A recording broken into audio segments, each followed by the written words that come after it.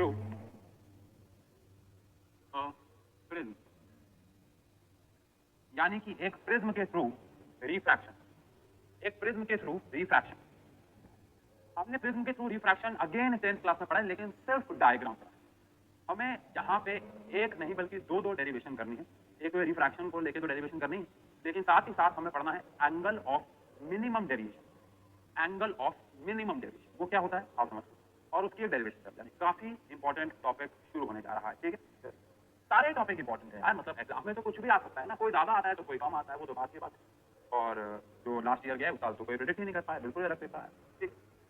ये हमारे पास एक प्रिज्म है। सबसे पहले आपको समझना होगा कि प्रिज्म जो है वो कैसा वाला प्रिज्म है। इस प्रिज्म को हम दो नाम से बुलाते हैं। एक होता है हमारे पास रेक्टेंगुलर प्रिज्म, इसको रेक्टेंगुलर प्रिज्म तो बोलते हैं। इसको ऑब्वियस बात है, इसको इक्विलेटरल प्रिज्म तो कहते हैं, बिकॉज फ्रंट से देखने में इसकी तीनों साइड इक्वल होती हैं। लेकिन इसे रेक्टेंगुलर प्रिज्म क्यों कहते हैं? ये दिखता तो ट्रायंगल है, क्योंकि एक्चुअली में होता क्या है, जैसे मान लो ये लैपटॉप समझते हैं, मान लो ये मेरे पास ऐसा है। अब ये प्रिज्म ऐसा होता है, मतलब इसके नीचे भी एक होता है, अंदर पूरा ग्लास भरा होता है। अब आप अगर देखोगे तो साइड से देखने पे ये एक रेक्टेंगल है, यहाँ से भी एक रेक्टेंगल, लेकिन फ्रंट से आपको ये ट्रायंगल दिखेगा और बैक से भी आपको ये ट्रायंगल दिखेगा, लेकिन साइड में तीन रेक्टेंगल है। तो बेसिकली जो प्रिज्म होता है उसमें क्या होता है, उसमें ये होता है कि जो प्रिज्म हमें पढ़ना है, प्रिज्म तो बहुत अलग अलग प्रकार के होते हैं, किसी बात है, लेकिन जो हमें पढ़ना है उसमें क्या होता है कि प्रिज्म कुछ ऐसा होता है, देखो, जिसमें हमारे पास यहाँ पे ये प्रिज्म, जिसमें ये एक फ्रंट में ट्रायंगल होता है, एक बैक में ट्रायंगल होता है, लेकिन साइड में और नीचे एक रेक्टेंगल होता है। हाँ, बेबी को बेस पसंद है, ये पुराने बच्चे हैं, ये पुराने बच्चे हैं, लव यू बेटा, जिसको ये लाइन पता है, मतलब ये पुराना बच्चा है, ये पुराना टाइम से फॉलो करता आ रहा है, ठीक है। लेकिन ये हमारे पास एक रेक्टेंगुलर प्रिज्म इसको इसलिए बोला जाता है क्योंकि इसके साइड वाले और नीचे वाला जो बेस है ये रेक्टेंगल शेप का होता है, और फ्रंट के और बैक का ट्रायंगल होता है, बट हमें तो इसको फ्रंट से देखना है, ठीक है। अब होता क्या, यहाँ पे लाइट रे जाती है, डायग्राम बहुत इंपॉर्टेंट है, ध्यान सुनना। यहाँ से लाइट रे जाती है, यहाँ से लाइट रे जाती है, और लाइट रे जाने के बाद ये हमारे पास इंसिडेंट है, ये हमारे पास है इंसिडेंट। और यहाँ से हमने बनाया एक नॉर्मल, परपेंडिकुलर बनाया हमने एकदम नॉर्मल, ठीक है। इसको येलो से, ठीक है, ये हमारे पास है इंसिडेंट। अब अगर ये प्रिज्म ना होता तो ये लाइट रे ऐसे जा रही है। अगर ये प्रिज्म ना होता तो ये लाइट रे ऐसे जा रही है, लेकिन ये प्रिज्म है तो लाइट कहाँ बेंड हो जाएगी भाई? लाइट बेंड हो जाएगी टूवर्ड द नॉर्थ। अगर ये प्रिज्म ना होता तो लाइट ऐसे जाती, लेकिन लाइट बेंड हो जाएगी अब टूवर्ड द नॉर्थ।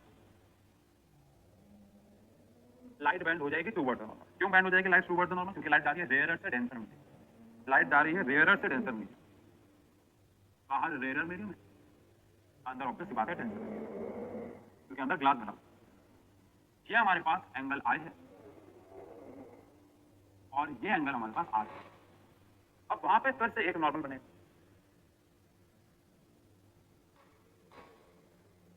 और यहाँ पे इस वाले सरफेस के लिए एंगल आई, जिसको मैं आई डैश कह देता हूँ, ठीक है। अब अगेन लाइट रे को सीधा चले जाना चाहिए था, लेकिन नहीं जाएगी क्योंकि बेंड हो जाएगी, और ये बेंड हो जाएगी away from the normal. Away from the normal क्यों बेंड होगी?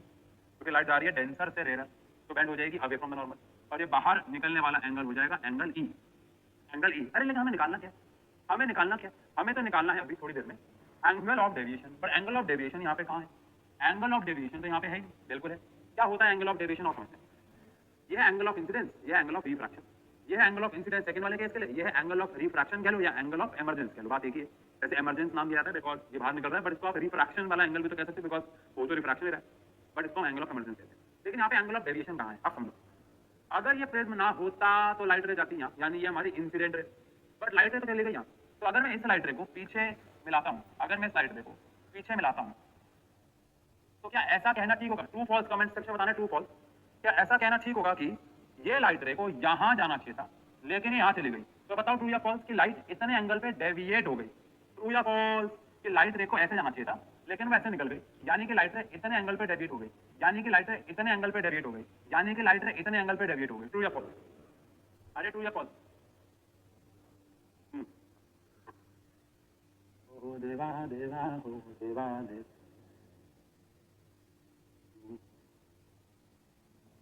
तो इसीलिए लाल रंग पे ध्यान देंगे बिकॉज ये इसका सबसे इंपॉर्टेंट लेबलिंग है। इसीलिए ये वाला जो एंगल है, लाइट रे को यहाँ जाना चाहिए था, लाइट रे यहाँ चली गई, इसीलिए ये वाला जो एंगल है जिसको हम डेल से रिप्रेजेंट कर रहे हैं, 10th क्लास में हमने इसको कैपिटल डी से रिप्रेजेंट किया था, यहाँ पे इसको डेल से रिप्रेजेंट कर रहे हैं, और इसे कहा जाता है एंगल ऑफ डेविएशन। इसे कहा जाता है एंगल ऑफ डेविएशन। इसे कहा जाता है एंगल ऑफ डेविएशन। और ये जो एंगल होता है इसको तो आप सब जानते होंगे, इसे कहा जाता है एंगल ऑफ प्रिज्म। ये देखो सीरी ऑन हो गई, मैंने एंगल ऑफ डेविएशन बोला, पता नहीं सीरी को क्या हो गया, सीरी कह रही है मुझे बुला रहा है। ये सीरी भी ना कितनी पगली है, इसको लगता है मैं इसी को याद करता है। चलो खैर, लेकिन बेटा ये हमारे पास क्या है, एंगल ऑफ डेविएशन, सॉरी ये है एंगल ऑफ डेविएशन, लेकिन ये एंगल ऑफ प्रिज्म। इन सबके नाम यहाँ पे लिख देते हैं एक बार।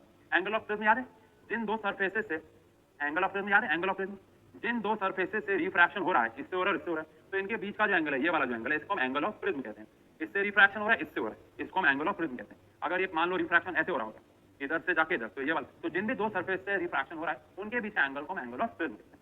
अब क्योंकि ये प्रैक्टिकली, थ्योरेटिकली छोड़ो, थ्योरेटिकली तो इसकी कोई वैल्यू हो सकती है, थ्योरी वाइज इस एंगल की कोई भी वैल्यू हो सकती है, बट प्रैक्टिकली इसकी जो वैल्यू है वो जो हम लैब में करते हैं, आप सबने फिजिक्स की लैब में शायद ये कभी ना कभी किया हो या करोगे, तो आप सबको पता है जो हमारे लैब में प्रिज्म पड़ा रहता है वो एक इक्विलेटरल प्रिज्म होता है, और इक्विलेटरल प्रिज्म में ये एंगल 60 डिग्री होता है। हाँ, इक्विलेटरल में ये एंगल 60 डिग्री होता है, यस यस यस, इक्विलेटरल में ये एंगल 60 डिग्री होता है। बट अभी तो इसकी कोई भी वैल्यू नहीं। चलो जो जो चीजें यहाँ पे हमने देखी है एक बार लिख लेते हैं, वो क्या क्या है। जैसे एंगल आई को आप जानते हो, आर को जानते हो, आई डैश को भी आप जानते हो। एंगल ई लिख लेते हैं, एंगल ई हमारे पास है angle of emergence.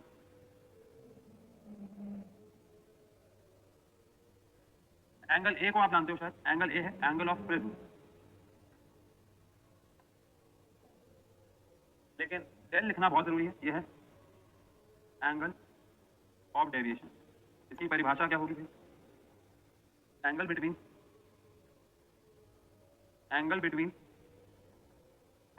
Incident and emergent ray, angle between incident ray and emergent ray. Incident ray ये रही,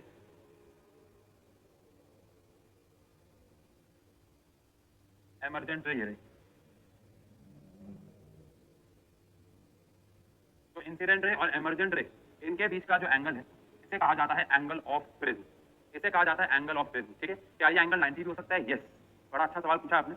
आज अगर समय ने साथ दिया तो हम जब PIR कर रहे होंगे ना तो उसकी एप्लीकेशन में हम रिफ्लेक्टिंग प्रिज्म पढ़ेंगे, उसमें एंगल 90 ही होगा। बड़ा अच्छा सवाल पूछा आपने, होगा 90 भी हो सकता है, 45 भी हो सकता है, कोई भी एंगल हो सकता है। कहने का मतलब ये प्रैक्टिकली एंगल कितना भी हो सकता है। अब अगर एक ऐसा प्रिज्म है तो ये एंगल 90 है, अब मान लो लाइट यहाँ से और यहाँ निकल गई तो ये एंगल ऑफ प्रिज्म 90 हो गया, बिल्कुल हो सकता है। ठीक है ना, चलो ठीक है।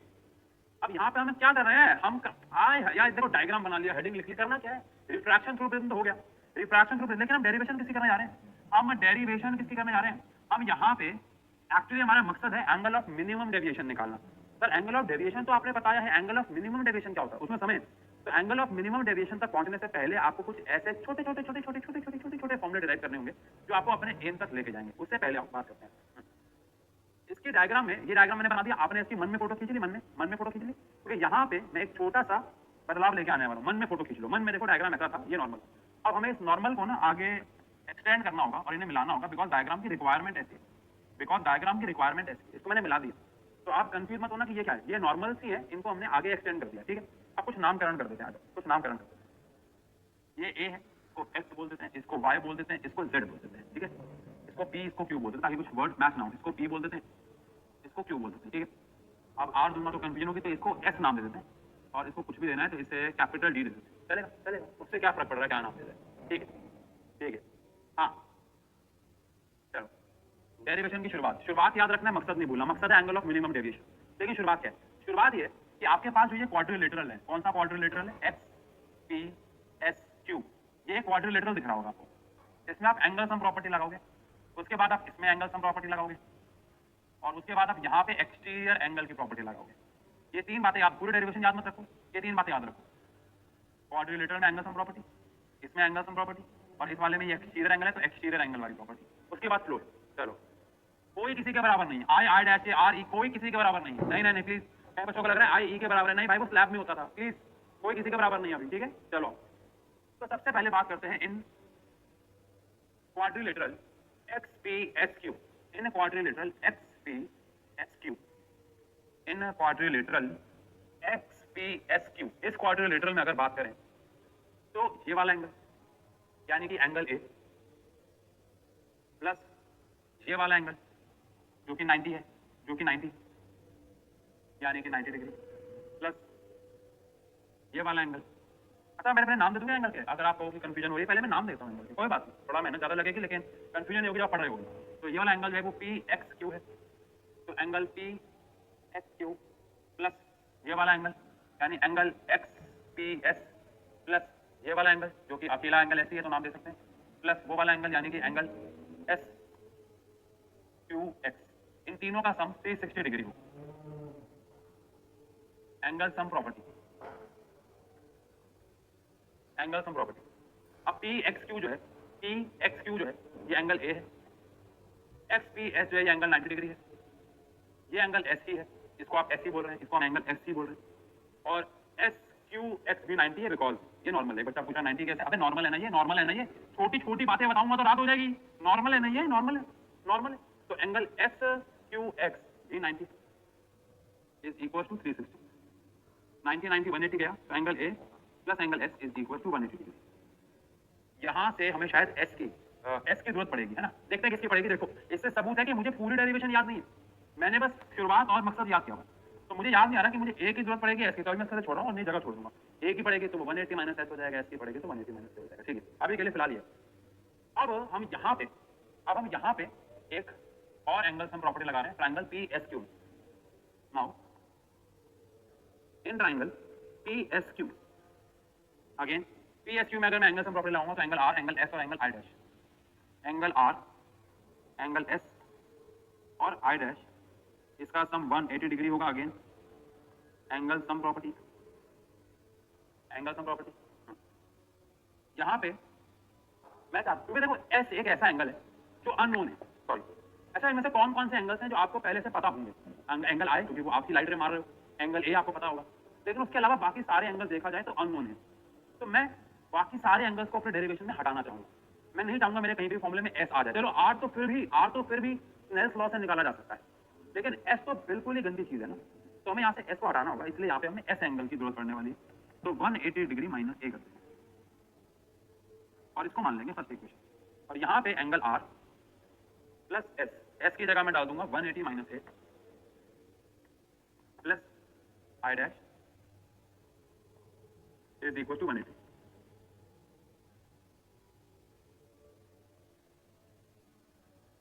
अब यहाँ पे 180 से 180 कैंसिल हो जाएगा, तो एंगल ए की वैल्यू आ जाएगी आर प्लस आई डैश। ये आपके लिए एक फॉर्मूला आ गया जिसके ऊपर न्यूमेरिकल्स बन सकते हैं, ऑल हमारा मकसद कुछ और है, लेकिन मकसद के बीच बीच में छोटे छोटे मकसद भी आ रहे हैं। ओहो क्या गहरी बात है, मकसद के बीच में छोटे छोटे मकसद भी आ रहे हैं, फाइनल गोल्स के बीच में छोटे छोटे गोल्स आते हैं जिनको पूरा करते रहना चाहिए। बिल्कुल, तो एक फॉर्मूला आया आपके पास जो काम आया आपके कि प्रिज्म के केस में जो एंगल ए है वो आर और आई डैश के बराबर आ गया, एंगल ए जो है वो आर और आई डैश के बराबर आ गया, एंगल ए जो है वो आर और आई डैश के बराबर आ गया, ठीक। अब आ जाओ इन ट्राइंगल, अब आ जाओ कौन से ट्राइंगल में पी डी क्यू, यहां लगाने वाला हूं एक्सटीरियर एंगल, कौन कौन सा, P D Q, in triangle P D Q, in triangle P D Q, in triangle P D Q, जो डेल है वो एक एक्सटीरियर एंगल है। In triangle P D Q angle del is equal to, जो del है वो स्थिर है, और ये दोनों, इसका रंग पिंक ले रहे हैं, पिंक से मैंने कुछ लिखा हुआ है, तो इसका कलर ले लेते हैं, क्या ले, ग्रीन ले लेते हैं, ग्रीन ले लेते हैं। ये डेल है, लेकिन ये वाला जो एंगल है ये दोनों इंटीरियर एंगल है, तो डेल इन दोनों के बराबर होगा। अभी दोनों एंगल कौन से हैं, पी डी क्यू और डी क्यू पी, है ना, तो एंगल डेल किसके बराबर हुआ, एंगल डेल बराबर हुआ एंगल डी पी क्यू और D Q P, angle D P Q plus angle तथा डी पी क्यू और डी क्यू पी, कौन सी प्रॉपर्टी, एक्सटीरियर एंगल प्रॉपर्टी, ठीक है। अब ये तो डेल है, लेकिन इन दोनों की तो वैल्यूज मेरे पास नहीं है कुछ भी, ये तो मेरे पास डेल है, लेकिन इसकी और इसकी वैल्यू क्या होगी, आओ भाई मैथ लगाएं, आओ भाई मैथ लगा लें। ये हमारे पास एंगल आई है, इस डायग्राम को बड़ा कर रहा हूँ, ठीक है, ये एंगल हमारे पास आई है, ये वाला एंगल हमारे पास आई है, ये एंगल आई है, तो ये पूरा एंगल क्या हो गया, आई हो गया, वर्टिकली अपोजिट एंगल। अबे बोलो ना, ये एंगल आई है तो ये पूरा आई हो गया, वर्टिकली अपोजिट एंगल, तो इसमें से ये आर हो गया, तो फिर ये वाला एंगल क्या हो गया, अगर ये आई है और ये पूरा आई है, इसमें से आर है, तो ये वाला एंगल कितना हो गया, ये वाला एंगल हो गया आई माइनस आर। अरे यस और नो बोल दो, अरे यस और नो बोल दो कमेंट सेक्शन पे, अरे यस और नो बोल दो। ये एंगल आई है तो ये पूरा का पूरा एंगल आई है, इसमें से आ गया, क्या हो गया, आई माइनस आर। अरे यस और नो हो जाए कमेंट सेक्शन पे, यस और नो हो जाए, कमेंट सेक्शन पे यस और नो हो जाए, यस हो, चलो आप उधर आ जाओ, उधर आ जाओ। ये एंगल क्या है? ई है। ये पूरा एंगल क्या हो जाएगा? ई। अगेन वर्टिकली अपोजिट एंगल, जिसमें से ये कौन है? आई डैश। तो ये क्या हो गया? ये हो गया ई माइनस आई डैश, ये हो गया ई माइनस आई डैश, ये हो गया ई माइनस आई डैश, ये हो गया ई माइनस आई डैश। इसका मतलब ये हुआ मेरे प्यारे बच्चों कि ये जो एंगल है, ये वाला मुझे यहाँ दिखाना पड़ेगा, ये जो एंगल है ये पूरा आई है, ये पूरा आई है, ये आर है, तो ये एंगल हो गया आई माइनस आर। ऐसे ही ये वाला जो एंगल है ये ई है, ये पूरा ई है, उसमें से आई डैश गया तो ई माइनस आई डैश। यानी कि मैं डी पी क्यू की जगह लिख सकता हूं I minus R, angle I minus angle R, plus D Q P की जगह लिख सकता हूं E minus I dash, E minus I dash. तो यहाँ पे आता है मेरे पास डेल इज इक्वल टू क्या? R plus I dash, R plus I dash हो सकता है, कैसे हो सकता है? देखो यहाँ पे आ गया आई प्लस ई, यहाँ पे आ गया minus R minus I dash, माइनस कॉमन ले लूंगा तो आई प्लस ई, और माइनस कॉमन ले लूंगा तो आर प्लस आई डैश, और R plus I dash, R plus I dash जिसको मैंने सेकेंड इक्वेशन माना हुआ है, R plus I dash A है, तो मुबारक हो, डेल की वैल्यू आ जाएगी I plus E minus R plus I dash किसके बराबर है? आर प्लस आई डैश किसके बराबर है? तो बेटा फाइनल मकसद से पहले बीच में एक और छोटा मकसद आया, फाइनल मकसद से पहले बीच में एक और छोटा मकसद आया जिसको हम थर्ड इक्वेशन मानते हैं, बढ़िया डेरिवेशन है, मजा आ रहा है, मजा आ रहा है। ये डायग्राम देखो कितना प्यारा रंगीन डायग्राम है, काश इतने रंग मेरे जीवन में भी होते हैं बेटा, लेकिन कितना प्यारा डायग्राम है। देखो क्या एक बीच में जो हमारा मकसद हुआ है पूरा छोटा सा, हुआ है A is equal to R plus I dash, और एक हुआ है del is equal to I plus E minus A. All तो ये दोनों फॉर्मूले ही बहुत अच्छे फॉर्मूले तो नहीं है, लेकिन न्यूमेरिकल में काम है। लेकिन अगला जो हमारा मेन मकसद है वो है एंगल ऑफ डेविएशन, नहीं एंगल ऑफ मिनिमम डेविएशन निकालना। हमारा अगला मकसद एंगल ऑफ डेविएशन निकालना नहीं, हमारा अगला मकसद एंगल ऑफ मिनिमम डेविएशन निकालना है। मैं यहाँ पे आप सबसे एक सवाल पूछने जा रहा हूँ, उसके लिए आप सब ईमानदारी से, कोई अगर आपको बेटा, अगर आप घर बैठे हो और आप बड़ा अलग मूड में, तभी मैं चाहूंगा खड़े हो जाए। आप सबको पता है अगर आप ऑफलाइन में होते तो मैं आप सबको खड़ा करवाता और बाकी बच्चों को वीडियो करते हैं। तो प्लीज आप सब खड़े हो जाए, बिकॉज मैं आप सबसे एक बड़ा गहरा सवाल पूछने जा रहा हूँ। अगर आपने आज नहीं समझा तो जीवन भर के लिए डाउट रह जाएगा। खड़े हो जाओ सबसे पहले, तो ईमानदारी होगी। आप खड़े हो जाओ, मैं बैठ जाता हूँ, आप खड़े हो जाओ, मैं बैठ जाता हूँ, ईमानदारी होगी, ईमानदारी होती है। ठीक है, ठीक है, खड़े हो। अब सवाल ये है खड़े होने के बाद कि ये जो डेल एंगल आप देख रहे हो, डेल, ये एंगल आई के साथ आपके हिसाब से कैसे वेरी करेगा? मतलब एंगल आई के बढ़ने पे, एंगल आई के बढ़ने पे डेल बढ़ेगा, या एंगल आई के बढ़ने पे डेल कम होगा, या क्या? दोबारा, एंगल आई के रिस्पेक्ट से डेल कैसे वेरी करेगा? एंगल आई बढ़ने पे क्या डेल बढ़ेगा? एंगल आई के बढ़ने पे क्या डेल कम होगा, या फिर कैसे वेरी करेगा? इसका आंसर दीजिए मुझे आप सभी बच्चे, सभी छात्र।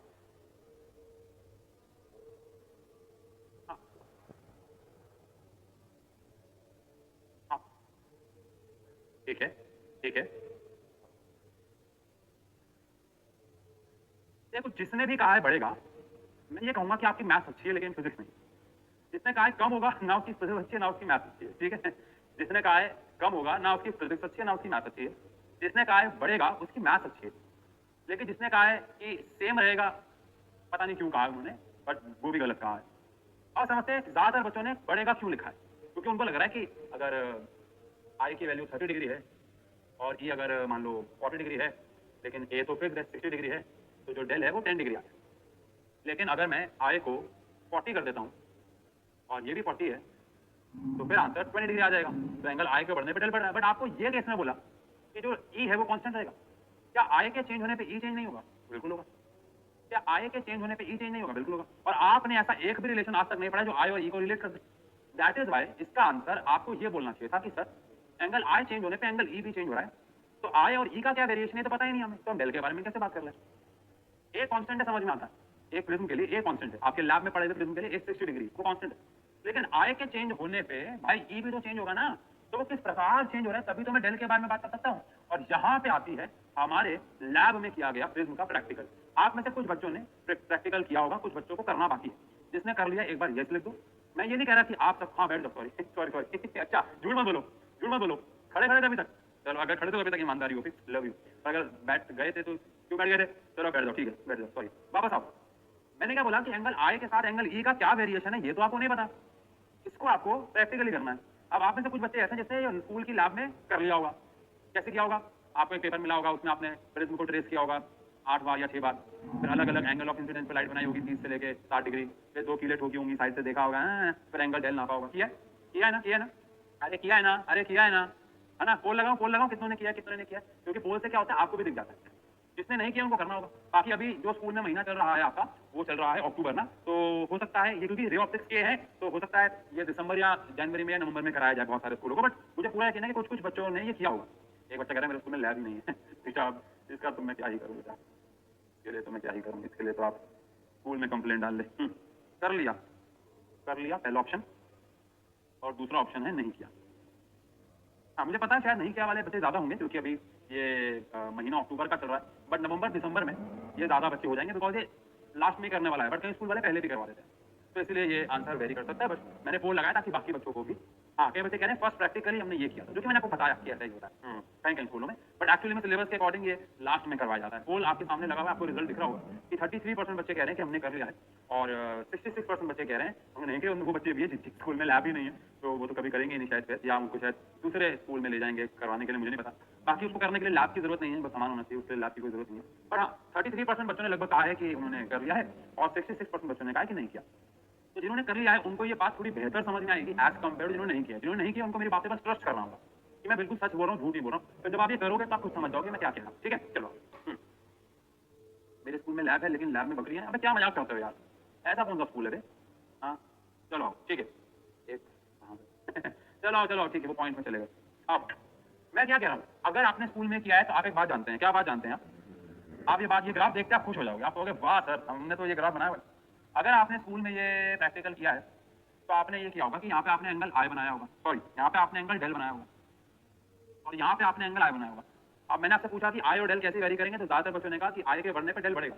ज्यादातर बच्चों ने कहा कि आई के बढ़ने पे डेल बढ़ेगा, लेकिन मैंने कहा कि आई अगर चेंज होगा तो ई भी रहे, तो वो आपने देखा नहीं। उसको देखने के लिए आपको प्रैक्टिकली जाना होगा। प्रैक्टिकली क्या होता है, जब हम आई को बढ़ाते हैं तो डेल जो है वो शुरुआत में कम होता है।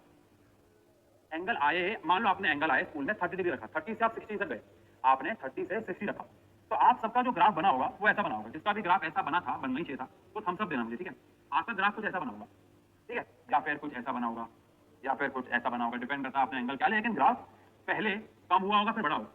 जिसका सीधा सीधा, अरे बताओ भाई, पैराबोला बनता है।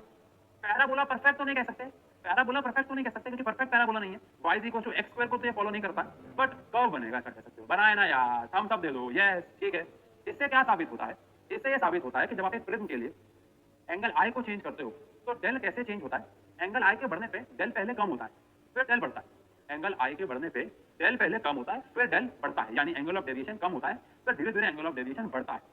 इसका मतलब ये हुआ कि एंगल ऑफ डेविएशन अपनी एक मिनिमम वैल्यू लेता है, और मिनिमम वैल्यू के ही तो पीछे हम, यानी एंगल ऑफ डेविएशन अपनी एक मिनिमम वैल्यू लेता है। एंगल ऑफ डेविएशन अपनी एक मिनिमम वैल्यू लेता है। ये है डेल एम। डेल एम क्या होता है, ये है डेल एम। डेल एम क्या होता है, एंगल ऑफ मिनिमम डेविएशन। हम अभी तक पढ़ रहे थे एंगल ऑफ डेविएशन, लेकिन इस एंगल ऑफ डेविएशन की एक मिनिमम वैल्यू होती है, हम उसके पीछे हैं, हम उसके पीछे। यानी डेल पहले कम होता है फिर बढ़ता है, यानी इसकी एक मिनिमम वैल्यू होती है। उस मिनिमम वैल्यू को बोलते हैं डेल एम, उस मिनिमम वैल्यू को बोलते हैं डेल एम। और उस डेल एम पे कुछ चीजें देखने को मिलती हैं जो आप प्रैक्टिकल में देख पाओगे। बहुत सिंपल है, प्रैक्टिकल है। आपको इसके ऊपर एक कहानी सुना। हमारे लैब में ना, जो बच्चे मुझे जानते हैं, हमारे पॉडकास्ट वगैरह सुने में, जब मैं 10th क्लास में आ गया था, मतलब 10th क्लास के एग्जाम वगैरह दे दिए थे, तभी से मैंने बच्चों को पढ़ाना शुरू कर दिया था। सुशांत सर ने, वो 2 साल पहले। तो कहानी क्या है, कहानी ये है कि 12th तक आते आते मैंने बहुत सारे बच्चों को पढ़ाना शुरू कर दिया था 10th तक के। तो टाइम बहुत कम रहता था, तो मैं कोशिश करता था कि मैं सारे प्रैक्टिकल्स में जाऊं, बट मैं कभी कभार नहीं जा पाता था। मेरी अटेंडेंस बहुत ज़्यादा नहीं होती थी। सब टीचर्स ने ये बात समझ रखी थी कि मैं काम भी कर रहा हूँ साथ साथ, तो मेरी अटेंडेंस 30-40%, 50% ही रहती थी। लेकिन मैं लैब्स में जाता था, लेकिन मैं फिजिक्स के लैब में ना बहुत ज़्यादा नहीं जा पाया 12th में। तो पहले ना, अब तो शायद एक्टिविटी में आता है, पहले पूरा प्रैक्टिकल में आता था हमारे टाइम पे। तो हमें एक प्रैक्टिकल करना होता था फाइनल एग्जाम में, और हमें पर्ची उठानी होती थी। पर्ची उठानी होती थी कि जो पर्ची पे आएगा वो करना होगा। तो मैं भगवान से प्रार्थना करके गया कि हे भगवान, और उस वक्त मैं बहुत ज़्यादा धार्मिक हुआ करता था, बहुत ज़्यादा, इतना धार्मिक कि मैं स्कूल से अपने घर जाते थे माला भी जपता था, मैं बहुत धार्मिक होता था। मैंने भगवान से बोला, हे भगवान जी, मैं शनिदेव जी को तो बहुत मानता था, हे शनिदेव प्लीज़ यार, मेरे को एक ही प्रैक्टिकल ढंग से आता है और मुझे प्रिज्म वाला है, प्लीज़ यार ये दे देना। मैं गया, मैंने पर्ची उठाई। ये बात मैंने पता नहीं पहले बताई कि नहीं बताई, मैंने पर्ची उठाई और पर्ची के अंदर कन्वेक्स लेंस, जिसने स्कूल में किया उसको पता होगा, कन्वेक्स लेंस वाला प्रैक्टिकल आ गया मेरा। और वो भाई साहब इतना मुश्किल प्रैक्टिकल लगता था मुझे, क्योंकि उसमें वो इमेज के ऊपर ऑब्जेक्ट को चढ़ाना होता है, जिसने किया उसको पता होगा, बहुत मुश्किल करता था वो। हमारे स्कूल के ऑपरेटर्स भी इतने अच्छे नहीं थे। भाई साहब मुझे सबसे मुश्किल वाला एक्सपेरिमेंट मिल गया, और मैं वहां लैब में बैठा बैठा शनिदेव जी को कह रहा हूँ, ये शनिदेव क्या कर दिया, ऐसे ऐसे। कमाल की बात यह कि मेरे अलावा 2-3 बच्चों को और वो एक्सपेरिमेंट मिला हुआ था, और ऑपरेटर स्कूल में कम थे। हमारे नरेंद्र सर हुआ करते थे, उन्होंने बुलाया, कहते जरा कहते बेटा ये जो कन्वेक्स लेंस बात मुझे मिला है तो कोई और कर सकता है क्या, क्योंकि 2-3 ऑपरेटर्स हैं, बाकी बच्चों को मिल चुके हैं। अब मैंने भाषण दुख दिखाया, मैंने कहा सर मुझे करना तो यही वाला था, बट आप जो कहें। कह रहे तू बता कौन सा करेगा, तो आसान से बता रहा हूँ लाइन टू लाइन आपको। मैंने कहा सर आप मुझे कोई भी और दे दो, मैं सब कर लूंगा, लेकिन सबसे आसान है प्रिज्म दे दो आप मुझे। करने का ये ले बेटा प्रिज्म। ओ भाई साहब जो मैंने शनिदेव जी का शुक्रिया किया, मैंने कहा भगवान तेरी रचना अपरंपार है, तू क्या सोच के बैठा है कोई नहीं जानता। और भाई साहब कमाल की बात ये हुई, ये सच्ची घटना बता रहा हूँ मैं आपको। ये इसमें बातें थोड़ी बहुत ऊपर नीचे होंगी कि भैया मुझे कन्वेक्स की बजाय कनकेव मिला होगा, 2 बच्चों को 3 बच्चों को मिला होगा, लेकिन पूरी कहानी एग्जैक्ट है। वो बड़ा मजेदार पॉइंट था, ये कहानी है। अच्छा अभी भी ये प्रैक्टिकल में ही है, पहले एक्टिविटी, अच्छा पहले भी ये प्रैक्टिकल में था, लेकिन कुछ बच्चों ने मुझे बताया था कि एक्टिविटी में होता था। लेकिन भाई साहब उस दिन मैंने माला जपना बहुत ज्यादा शुरू कर दिया। ऐसा नहीं है कि मैं अब भगवान में विश्वास नहीं रखता हूँ, मैं रखता हूँ, लेकिन अब मैं वो माला वाले फेज से थोड़ा अलग हो चुका हूँ। मैं अच्छे कर्म पे विश्वास रखता हूँ। चलो खैर ये ज्यादा मैंने कहानी सुना दी हमें, लेकिन अगर मैं वापस आऊँ इस पे, तो मैंने क्या बोला, ये सबसे आसान प्रैक्टिकल्स में से एक है, बहुत ईजी है, जिसने किया उसको पता है कुछ भी नहीं करना है ना। तो यहाँ पे हम जब एंगल आई को बढ़ा रहे होते हैं तो डेल पहले कम होता है, कम होता है, कम होता है, कम होता है, कम होता है, और फिर बढ़ता है, फिर बढ़ता है। एक लेवल आता है जहाँ पे एंगल ऑफ मिनिमम डेविएशन सबसे ज्यादा कम हो जाता है, सबसे ज्यादा कम हो जाता है। और जब एंगल ऑफ डेविएशन सबसे कम होता है तो कुछ और चीजें भी देखी गई हैं, क्या ध्यान सुनना। यहाँ से हम एक अलग फेज शुरू कर रहे हैं डेरिवेशन का। For angle of for angle of angle of minimum deviation, for angle of minimum deviation, यानी कि डेल जो है अगर डेल एम के बराबर है, डेल जो है अगर ये डेल एम के बराबर है, तो कुछ चीजें और देखने को मिली गई हैं। क्या देखने को मिली गई है? कुछ चीजें और देखने को मिली हैं। जैसे पहली चीज, अगर एंगल डेल मिनिमम हो गया तो ये जो लाइट रे है, रिफ्रैक्टेड रे, ये पैरेलल हो जाती है बेस की। इसलिए मैंने शुरुआत में इसको पैरेलल बनाया है, ये हमेशा पैरेलल हुए जरूरी नहीं। अगर एंगल ऑफ मिनिमम डेविएशन नहीं है तो ये लाइटें ऐसे भी जा सकती थी, आप सबने इसको 10th क्लास में बनाया है। अगर लाइट ऐसे आई और ये ऐसे गई और ये ऐसे बाहर आ गई, तो ये जो रिफ्रैक्टेड रे है this is not parallel to the base ना। बस अगर एंगल ऑफ मिनिमम डेविएशन की बात हो रही है, अगर एंगल ऑफ मिनिमम डेविएशन की बात हो रही है, तो ये लाइट रे जो है ये पैरेलल हो जाती है। कौन कौन सी? ये जो पी क्यू है ये वाई जेड के पैरेलल हो जाती है। Also P Q becomes parallel to Y Z. ये ऑब्जर्व किया गया बात, ये ऑब्जर्वेशनल बात है जो प्रैक्टिकल करके आएगी। और अगर ऐसा है तो ये ऑब्वियस सी बात हो जाती है कि एंगल आर जो है वो आई डैश के बराबर हो जाता है और एंगल आई जो है वो ई के बराबर हो जाता है। ये हमेशा नहीं होता। एक बच्चा शुरू में कह रहा था कि angle I is equal to angle E, नहीं, angle I is equal to angle E when this line is parallel to this, which means when angle of deviation is minimum. उस केस में जो एंगल आई है ये angle E के बराबर हो जाएगा एंड एंगल आर जो है वो आई डैश के बराबर हो जाएगा, एंगल आर जो है वो आई डैश के बराबर हो जाएगा। ये सारी बातें आपने ऑब्जर्व करी, कोई फॉर्मूला नहीं लगाया, आपने ऑब्जर्व करी। जब डेल एम है तो पी क्यू पैरेलल है वाई जेड के, पहली बात। और दूसरी बात, जो आई है वो ई के बराबर है, आर जो है वो आई डैश के बराबर। ठीक है क्या? ठीक है क्या? ठीक है क्या? ओके। अब अगर ऐसा है तो अब हम इस डेरिवेशन को आगे बढ़ाते हैं। कैसे? देखो, अगर ऐसा है तो क्या ये कहना सही है कि जो एंगल ए है वो आर प्लस आई डैश था, लेकिन आई डैश तो आर के बराबर ही है, तो क्या मैं इसको आर प्लस आर ले सकता हूँ? अरे बोलो यार। तो यहां से मेरे पास आ जाएगा a is equal to 2r और यहां से r आ जाएगा a/2। सर r क्यों निकाल रहे हो आप? अभी मैं स्नेल्स लॉ लगाऊंगा, स्नेल्स लॉ। इसको मान लेता हूं मैं कौन सी इक्वेशन? इक्वेशन 4, ठीक है, इक्वेशन 4। एंड ये जो आपके पास फॉर्मूला है, जो आपके फॉर्मूला आया था डेल का, लेकिन अब डेल हो चुका है डेल एम। जो हमारे पास फॉर्मूला आया था डेल का, अभी हो चुका है डेल एम। यहाँ पे आई और ई आपस में हो चुके हैं बराबर, ये हो चुके हैं बराबर। तो एंगल आई और ई की जगह मैं लिख रहा हूँ आई, और यहाँ पे हमारे पास है ए चला जाएगा इधर, क्या हो जाएगा? डेल एम प्लस ए, और यहाँ पे हो जाएगा 2i। मुबारक को यहाँ से i की वैल्यू मिल जाएगी del M plus A by 2। यहाँ से आपको r भी मिल चुका है और i भी मिल चुका है। ये हमारे पास आ गया 5th इक्वेशन। ये आपको r भी मिल चुका है और ये आपको i भी मिल चुका है। अब आप थोक बजा के लगा सकते हो स्नेल्स लॉ। क्या लगा सकते हो? Snell's law. आओ भी लगाते हैं स्नेल्स लॉ, क्योंकि आपको r भी मिल गया और आपको i भी मिल गया। फ्रॉम, बस खत्म होने वाला derivation, from Snell's law sin i by sin r is what? sin i by sin r is what? यहाँ का रिफ्रैक्टिव इंडेक्स क्या? यहाँ का रिफ्रैक्टिव इंडेक्स है n2।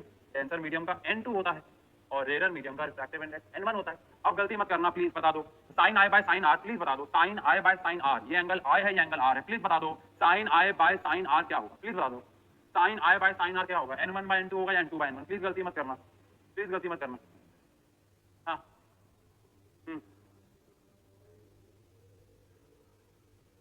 हाँ ठीक है, वेरी गुड, वेरी नाइस, शुक्र है, शुक्र है, शुक्र है, शुक्र है, n2 बाय n1 बोल रहे हैं, शुक्र है, क्योंकि इस बार हम कहाँ जा रहे हैं, डेंसर में जा रहे हैं, n2 में जा रहे हैं, तो n2 बाय n1 होगा। शाबाश शाबाश, मोस्टली बच्चों ने सही किया है, शाबाश। तो क्या आ जाएगा, n2 बाय n1।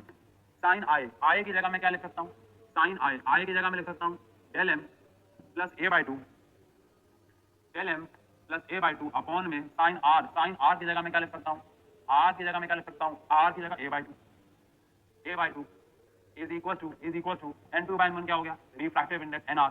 बच्चों मुबारक हो, nr आ गया sine del M plus A by two upon में sine A by two.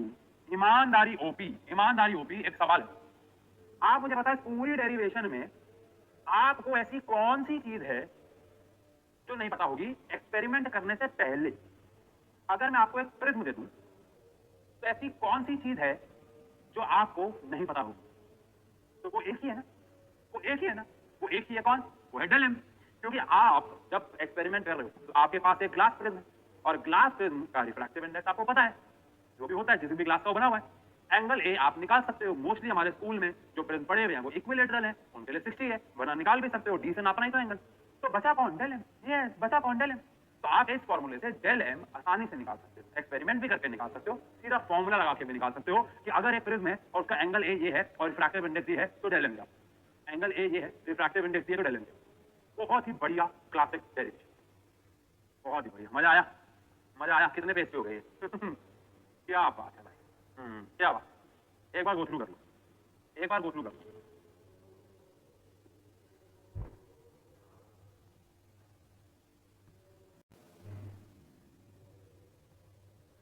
Del M का फॉर्मूला क्या है, डेल एम यही जो फॉर्मूला है वही डेल एम।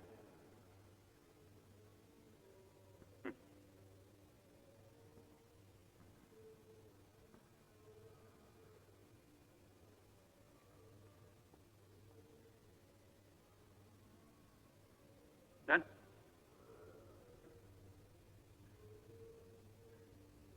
नेक्स्ट,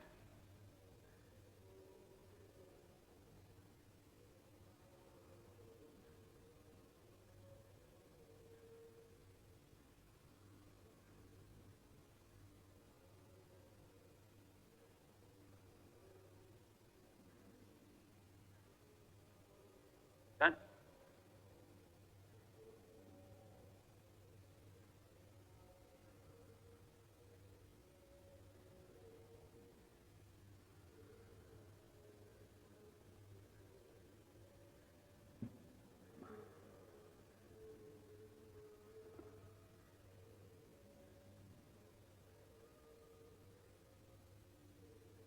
ठीक है, हाँ, एक बच्चे, कुछ बच्चों के सवाल है, मैं सब सवाल देख रहा हूँ, मैं सबके आंसर दूंगा। जैसे पहला सवाल ये है कि सर डेल एम का फॉर्मूला तो यहाँ पे आ गया था ना, एक बच्चा कह रहा है कि सर डेल एम का फॉर्मूला यहाँ पे आ गया था, कहाँ गया, ये रहा, डेल एम का फॉर्मूला तो यहाँ पे आ गया, डेल एम आ गया 2i माइनस ए, ये भी एक फॉर्मूला है, बट इस फॉर्मूले में आप अगर देखें तो आई आ रहा है, एंगल आई आ रहा है। मैं नहीं चाहूंगा कि एंगल आई मेरे फॉर्मूले में आए, क्योंकि एंगल आई आपके मेरे लिए अलग हो सकता है, लेकिन ये जो फॉर्मूला मेरे पास आया इसमें अगर आपको मैंने एक प्रिज्म दिया और मैंने प्रिज्म लिया तो हम सबके लिए जो रिफ्रैक्टिव इंडेक्स और ए है वो सेम रहेगा, वो सेम रहेगा, तो एंगल ऑफ मिनिमम डेविएशन जो है वो फिक्स रहेगा। तो ये वाला फॉर्मूला ज्यादा बेहतर है। प्लस यहाँ पे आपको वही वाला आई लेना होगा जहाँ पे आपको एंगल ऑफ मिनिमम डेविएशन मिल रहा है, वही वाला आई। अब वो आई कौन सा है वो कैसे पता, तो इस फॉर्मूले में आपको वो वाला एंगल आई लेना होगा जहाँ पे डेल एम है, बट आपको कैसे पता कि वो एंगल कौन सा है, इसीलिए वो फॉर्मूला प्रैक्टिकली यूज नहीं हो पाएगा इतना, न्यूमेरिकली तो यूज होगा ही, ये भी होगा, ये भी होंगे, ये भी होंगे, लेकिन फाइनल फॉर्मूला ये अच्छा क्यों है, क्योंकि इसमें ऐसी सारी वो टर्म्स हैं जो हमें पता है, हमें उसके लिए मेहनत नहीं करनी। ठीक है, एक सेकंड कोई आया है यार, एक बार देखो मैं,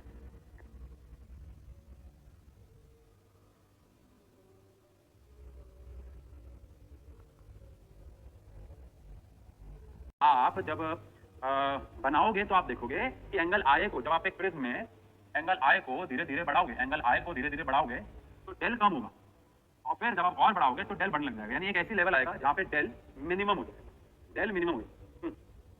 ठीक है, हाँ ठीक है, क्या ये प्रिज्म की थिकनेस पर डिपेंड करेगा? आंसर है नहीं। नहीं, प्रिज्म के थिकनेस पे बिल्कुल डिपेंड नहीं करेगा। नो, प्रिज्म की थिकनेस से कोई नहीं, वो स्लैब में करता था। वो स्लैब में जो लेटरल शिफ्ट होता था, स्लैब में लाइट कितना शिफ्ट होगी, ये प्रिज्म के थिकनेस पे डिपेंड करता था। देखो थिकनेस का क्या मतलब है, देखो थिकनेस ए ही तो है। अगर आप समझो इसको, ये मेरा एक प्रिज्म है, जरा जरा ध्यान सुनना। ये अगर मेरे पास एक प्रिज्म है, नमस्कार सर, ये मेरे पास एक प्रिज्म है। अब अगर प्रिज्म में एंगल आपने ए बढ़ा दिया, तो आपका प्रिज्म तो ऑब्वियसली बात है ठीक हो गया ना। तो ए पे डिपेंड करेगा, थिकनेस पे नहीं करेगा, समझे? और इनडायरेक्टली थिकनेस पे कर रहा है, फिर फॉर्मूले में कहीं थिकनेस नहीं है। अगर ए कम हुआ तो ये डिस्टेंस कम है, थिकनेस कम है, और अगर ए बढ़ गया तो थिकनेस बढ़ जाएगी। तो ए के बढ़ने पे तो वेरिएशन आएगा ही आएगा। ये ठीक है ठीक है ठीक है। और हाँ डन है। हाँ नहीं, आज इतना ही पढ़ रहे हैं, ठीक है, आज इतना ही पढ़ रहे हैं। यस ठीक है, ओके ठीक है। कोई और सवाल? पीपीटी सेव कर लेता हूँ एक बारी। सर नीचे क्लास लेंगे आपको कितने बजे का? अच्छा तो सर वो तो फिर घर से मंगानी पड़ेगी। आपके पास सीमा का नंबर है क्या? तो उनसे मंगा लो घर पे। ठीक है ठीक है सर। वैसे मेरी क्लास खत्म होने वाली है, अगर आपको रिकॉर्डिंग ही करनी है बस गुड। हाँ ठीक है, अरे समझ गए। हाँ तो जब हम सैटरडे को मिलेंगे, कल तो मिल ही रहे हैं क्लासेस के लिए नॉर्मल, ऑफलाइन वाले बच्चे ऑफलाइन आएंगे, ऑनलाइन वाले बच्चे ऑनलाइन होंगे। और परसों जब हम सैटरडे को मिलेंगे क्लास में, तो इसी टॉपिक, ये टॉपिक खत्म हो गया, अब एक अगला टॉपिक शुरू करेंगे, that is TIR, total internal reflection, जिसको 1 घंटा लगेगा। और उसके बाद जैसे कि हमारी बात हुई थी कि हम संडे को एक और क्लास लेंगे, जिसमें हम अगेन 2 घंटा शायद मिलेंगे, पता नहीं, और उसमें हम ऑप्टिकल इंस्ट्रूमेंट करेंगे। क्या करेंगे? ऑप्टिकल इंस्ट्रूमेंट करेंगे। ठीक है, चलिए ठीक है, मिलते हैं। Okay, love you, bye bye, take care. PPT upload हो जाएगी आज ही, और बहुत इंपॉर्टेंट है, इसमें हर एक चीज को ढंग से देख के करिएगा। चलिए बाय बाय, टेक केयर।